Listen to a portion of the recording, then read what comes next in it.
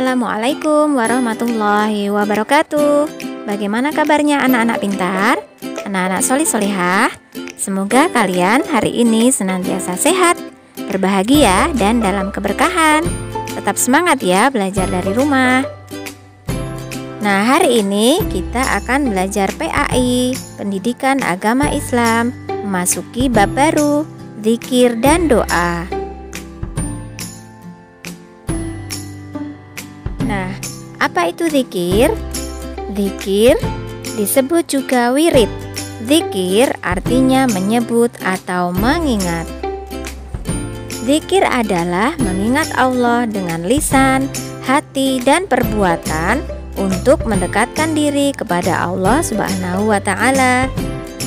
Zikir dengan lisan dapat dilakukan dengan mengucapkan kalimat-kalimat thayyibah seperti tasbih, tahmid, takbir, tahlil, atau membaca Asmaul Husna dan sebagainya. Nah, zikir dengan hati adalah meresapi setiap ucapan dan perbuatan dengan sepenuh hati. Sedangkan zikir dengan amal perbuatan maksudnya adalah melakukan segala perbuatan baik yang diniatkan karena Allah Subhanahu wa Ta'ala. Misalnya beribadah sholat, belajar, menjenguk orang sakit, bekerja, dan lain sebagainya. Allah berfirman dalam Al-Quran surat Al-Ahzab ayat 41 yang artinya, "Hai orang-orang yang beriman, berzikirlah kamu kepada Allah sebanyak-banyaknya." Anak-anak, dengan kita berzikir membuat hati kita menjadi tenang dan merasa dekat dengan Allah Subhanahu wa Ta'ala.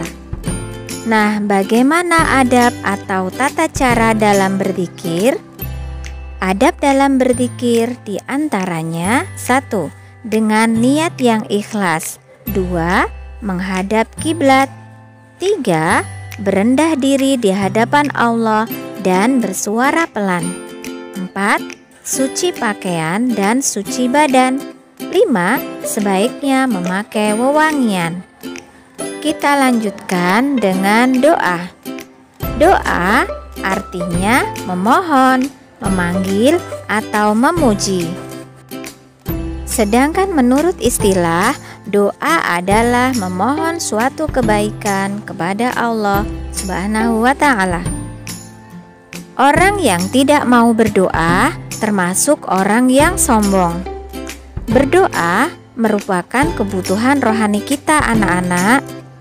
Rasulullah Shallallahu Alaihi Wasallam bersabda dalam hadis riwayat Bukhari yang artinya, doa itu merupakan inti ibadah.